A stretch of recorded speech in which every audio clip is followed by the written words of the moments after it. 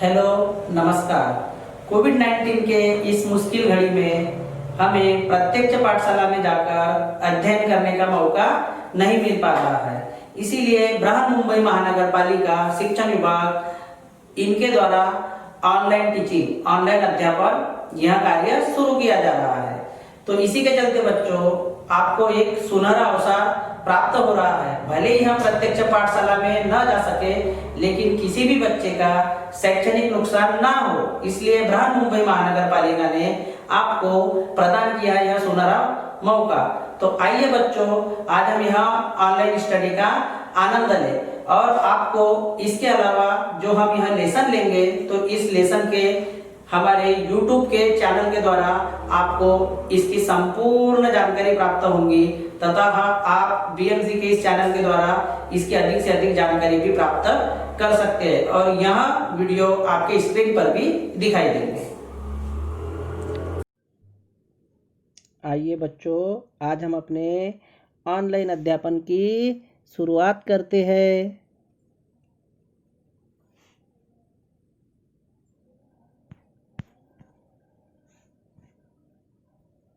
बच्चों, आज मैं आपको पढ़ाने जा रहा हूँ कक्षा 5वीं और आज का हमारा विषय है हिंदी और हमारे घटक का नाम है बच्चों घटक क्रमांक 4 कश्मीरा और मैं हूँ आपका मार्गदर्शक MCGM वर्चुअल क्लासरूम दादर से महेंद्र चित्रीव।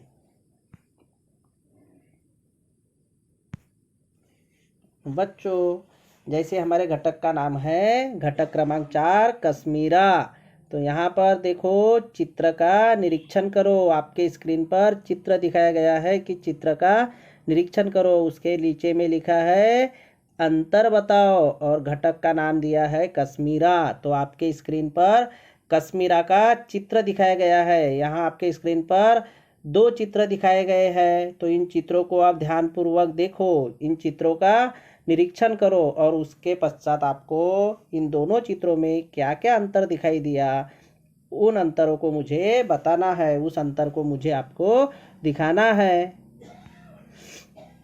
फिर देखो बच्चों, दोनों चित्रों में 10-10 अंतर ढूंढो। दोनों चित्रों में 10-10 अंतर ढूंढो। आपके स्क्रीन पर दिखा रहा है कि जो दोनों चित्र आपने अभी देखे हैं, उन दोनों चित्रों में क्या क्या अंतर है, उन चित्रों को आपको देखकर वहाँ पर अंतर ढूंढना है। फिर नीचे लिखा है कि अलग अलग राज्यों की वेशभूषा और आभूषणों की जानकारी प्राप्त कर उनके चित्रों का संग्रह करो। अभी हमारे देश में बच्चों बहुत सारे राज्य पाए जाते हैं और अलग अलग राज्यों की अलग अलग वेशभूषा अर्थात पहनावा और आभूषण अर्थात दागिने वह अलग अलग पहने जाते हैं। अलग अलग राज्यों में उनकी वेशभूषा, उनका रहन सहन, उनका रीति रिवाज सब अलग अलग होता है। तो उसी प्रकार से यहाँ आपको बोला गया है कि अलग अलग राज्यों की वेशभूषा और आभूषणों की जानकारी प्राप्त करो और उनके चित्रों का संग्रह करो। जो उनके चित्र मिलते हैं उन चित्रों का आपको संग्रह करना है।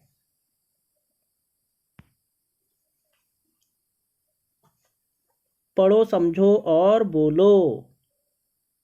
पढ़ो, समझो और बोलो। आपके स्क्रीन पर दिखाई दे रहा है कि पढ़ो, समझो और बोलो और उसके नीचे में लिखा है सर्कल में बात से बात। अभी यहाँ घटक हो गया कि बात से बात। अब देखो यहाँ एक संवाद है, इस संवाद की हम यहाँ पर पढ़ाई करेंगे, इस संवाद के बारे में चर्चा करेंगे। संवाद मैं आपको पढ़कर सुनाऊंगा। यह संवाद आपको पढ़ना भी है, समझना भी है और साथ ही साथ बोलना भी है। तो देखो अब हम संवाद की शुरुआत करते हैं। मंच पर सभी पात्र बैठे हैं, प्रश्नोत्तर का क्रम चल रहा है। मंच पर सभी पात्र बैठे हैं और प्रश्नोत्तर का क्रम चल रहा है। एक मंच है, वहाँ पर जो इस संवाद में पात्रकार है, इस संवाद में जिन जिन लोगों का समावेश है, जिनने जिनने यहाँ पर हिस्सा लिया है, वहाँ सब बैठे हैं और वहाँ पर कौन सा प्रश्नोत्तर का क्रम चल रहा है। तो देखो अब चाचा जी क्या कहते हैं कि बच्चों, हम तुमसे कुछ सरल और मज़ेदार प्रश्न पूछते हैं। चाचा जी कह रहे हैं कि बच्चों, हम तुमसे कुछ सरल और मज़ेदार प्रश्न पूछते हैं। अब देखो क्या प्रश्न है चाचा जी का। कि एक वायुयान इंदौर से मुंबई जाता है तो उसे 1 घंटा 20 मिनट लगते हैं। चाचा जी कहते हैं कि एक वायुयान इंदौर से मुंबई जाता है तो उसे 1 घंटा 20 मिनट लगते हैं। जब मुंबई से इंदौर आता है, वही वायुयान जब मुंबई से इंदौर आता है तब उसे कितने मिनट लगते हैं? उसे 80 मिनट लगते हैं। ऐसा क्यों? चाचा जी प्रश्न पूछ रहे, कौन फटाफट उत्तर देगा? फिर देखो, उन्हीं में से एक बच्चा स्वानंद है। स्वानंद जी क्या कहते हैं? देखो अभी स्वानंद क्या कहता है कि चाचा जी 1 घंटा 20 मिनट और 80 मिनट दोनों बराबर ही होते हैं। दोनों ही बराबर होते हैं। देखो स्वानंद कहता है कि चाचा जी आप जो बोले हो तो वो बराबर है, क्योंकि 1 घंटा 20 मिनट और 80 मिनट दोनों ही बराबर होते हैं। चाचा जी ने क्या कहा था कि इंदौर से मुंबई जाते समय एक वायुयान को 1 घंटा 20 मिनट लगता है और मुंबई से इंदौर आते समय 80 मिनट लगता है। तो ऐसा क्यों होता है? चाचा जी ने यहाँ प्रश्न सामने रखे थे। उन प्रश्नों का उत्तर देते हुए वहां से एक बच्चा स्वानंद कहता है कि चाचा जी 1 घंटा 20 मिनट और 80 मिनट दोनों ही बराबर होते हैं। क्यों? क्योंकि 60 मिनट का 1 घंटा, देखो 1 घंटे में कितने मिनट होते हैं? 60। तो वही 60 मिनट का 1 घंटा हो गया और बचे फिर 20 मिनट। तो 1 घंटा 20 मिनट और 80 मिनट दोनों ही बराबर होते हैं। अच्छा, अब मैं एक मटका नल के नीचे रखा है। अच्छा, अब मैंने एक मटका नल के नीचे रखा है, पानी भी आ रहा है, फिर भी क्या कारण है कि मटका नहीं भरता? अब स्वानंद क्या कहता है? देखो कि अच्छा, अब मैंने एक मटका नल के नीचे रखा है, पानी भी आ रहा है, फिर भी क्या कारण है कि मटका नहीं भरता? तब एक बच्चा इमाद, अब इमाद क्या कहता है? देखो यहीं का एक पात्रकार है इस संवाद का, इमाद, इसलिए कि मटके में बड़ा छेद है, फिर वह भरेगा कैसे? अच्छा, अब यहाँ बताओ कि चौके में रखी हुई वह कौन सी वस्तु है जो फटने पर आवाज नहीं करती? देखो स्वानंद ने एक प्रश्न पूछा था कि मैं एक मटका नल के नीचे रखा है, मैंने पानी भी आ रहा है, फिर भी वहाँ भरता क्यों नहीं है? तो इमाद कहता है इसलिए वह मटका नहीं भरता क्योंकि मटके में बड़ा सा छेद है, वह फिर कैसे भरेगा? अच्छा, अब देखो इमाद एक प्रश्न पूछता है कि अब यह बताओ कि चौके में रखी हुई वहाँ कौन सी वस्तु है जो फटने पर आवाज नहीं करती? तब स्वर्णिमा, स्वर्णिमा भी यहाँ का एक पात्र है इस संवाद का। तब स्वर्णिमा क्या कहती है? देखो इसका उत्तर है दूध। क्या कहती है स्वर्णिमा? कि चौके में रखी हुई वह कौन सी वस्तु है जो फटने पर आवाज नहीं करती? इसका उत्तर देती हुई स्वर्णिमा कहती है कि इसका उत्तर है दूध। चाचा जी ठीक कहा ना? तब चाचा जी क्या कहते हैं? देखो हाँ बिल्कुल ठीक। चाचा जी ने स्वर्णिमा की तारीफ करते हुए कहा कि हाँ आपने बिल्कुल ठीक बताया। फिर चाचा जी क्या कहते हैं कि अच्छा भाई बताओ कि किन संकेतों को करते रहने से बातचीत आगे बढ़ती है और किन बातों को करते रहने से झगड़ा हो जाता है? तब चाचा जी कहते हैं कि अच्छा भाई बताओ कि किन संकेतों को करते रहने से बातचीत का क्रम आगे बढ़ता है और किन बातों को करते रहने से झगड़ा हो जाता है? तब स्वामी कहते हैं कि मैं बताता हूँ। स्वामी क्या कहते हैं कि मैं बताता हूँ। देखो अब स्वामी क्या बताने जा रहे हैं? हाँ हाँ हूँ करते रहने से झगड़ा हो जाता है। क्या कह रहे स्वामी? कि हाँ हाँ हूँ करते रहने से झगड़ा हो जाता है। तब चाचा जी कहते हैं अच्छा, अब एक और किंतु आखिरी प्रश्न पूछ रहे हैं। चाचा जी क्या कहते हैं कि अच्छा अब एक और किंतु आखिरी प्रश्न है, पूछ रहे हैं। बताओ कार्यक्रम के अंत में वह कौन सा काम है जो 2 हाथों के बिना संभव नहीं होता? चाचा जी एक आखिरी प्रश्न पूछ रहे हैं। देखो वह प्रश्न क्या है बच्चों? कि बताओ कार्यक्रम के अंत में वह कौन सा काम है जो 2 हाथों के बिना संभव नहीं होता, जहाँ पर दोनों हाथों का उपयोग किया जाता है?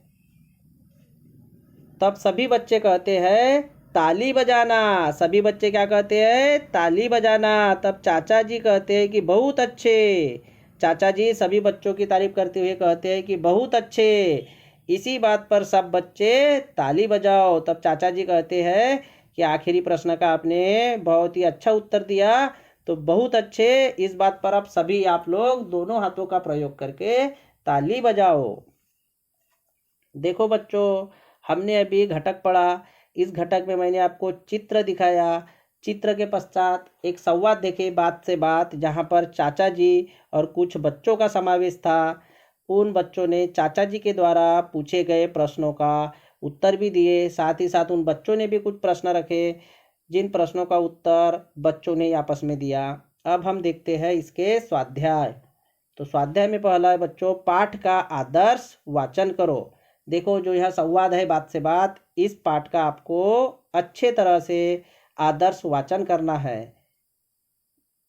फिर दूसरा संवाद है, किसी कार्यक्रम का चुटकुला सुनाओ। अर्थात जब आप किसी कार्यक्रम में जाते हो, कोई सार्वजनिक कार्यक्रम में जाते हो, वहाँ पर पार्टिसिपेट करते हो, तो उस कार्यक्रम में कुछ ऐसी घटनाएं घट जाती है। तो ऐसे ही कुछ घटनाएं आपके साथ में घटित हुई होंगी, तो वहाँ एक चुटकुला बन जाता है। तो उसी कार्यक्रम का कोई देखा हुआ चुटकुला आपको मुझे सुनाना है।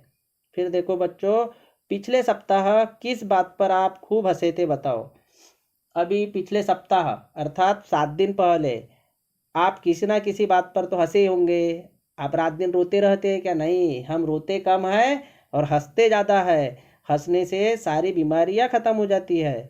तो यहाँ पर तीसरा स्वाध्याय है आपको कि पिछले सप्ताह आप ऐसी कौन सी बात है जिस पर खूब जोर जोर से आप ठहाका लगा कर हंसे थे, तो वहाँ आपको मुझे बताना है।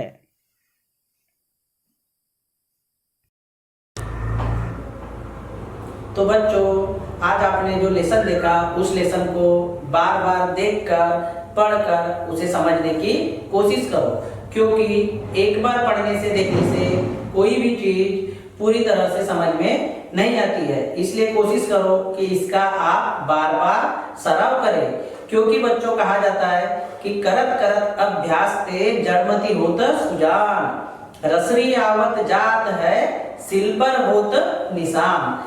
इसका अर्थ यह है बच्चों कि अज्ञानी से अज्ञानी व्यक्ति भी अगर निरंतर से कोई कार्य करने की कोशिश करे, किसी भी चीज को मन लगाकर पढ़े, उसे देखे, समझने की कोशिश करे, तो वहां उस चीज को अवगत कर सकता है। जैसे आपको उदाहरण में दिखाया गया है कि जैसे हम कुएं से बाल्टी के द्वारा, जो रस्सी वाली बाल्टी रहती है उसके द्वारा, पत्थर की कुआं रहती है, जब हम पानी खींचते हैं बच्चों, तो वह पत्थर पर निशान बन जाते हैं। उसका अर्थ यह है कि अगर से अज्ञानी व्यक्ति भी अगर हर चीज को करने की कोशिश करे, तो वह उस चीज को प्राप्त कर सकता है। तो बच्चों, इसी प्रकार आप भी इस लेसन को अवश्य पढ़ें और बार बार पढ़ें। और कुछ समस्या आती है तो उसके लिए तो बच्चों हम हैं ही। इसके आगे की जानकारी आपको हमारे अगले वीडियो में प्रदर्शित की जाएंगी। इसके लिए आप जो नीचे सब्सक्राइब का बटन दिया गया है उसे प्रेस अवश्य करें और अपना नोटिफिकेशन ऑन रखें, ताकि जो आगे के हमारे वीडियो आपको दिखाए जाएंगे वहां आपको जल्दी से जल्दी प्राप्त हो सके। तो बच्चों, आप अपना ध्यान रखें, सुरक्षित रहे और हर चीज की सावधानी बरतें। धन्यवाद।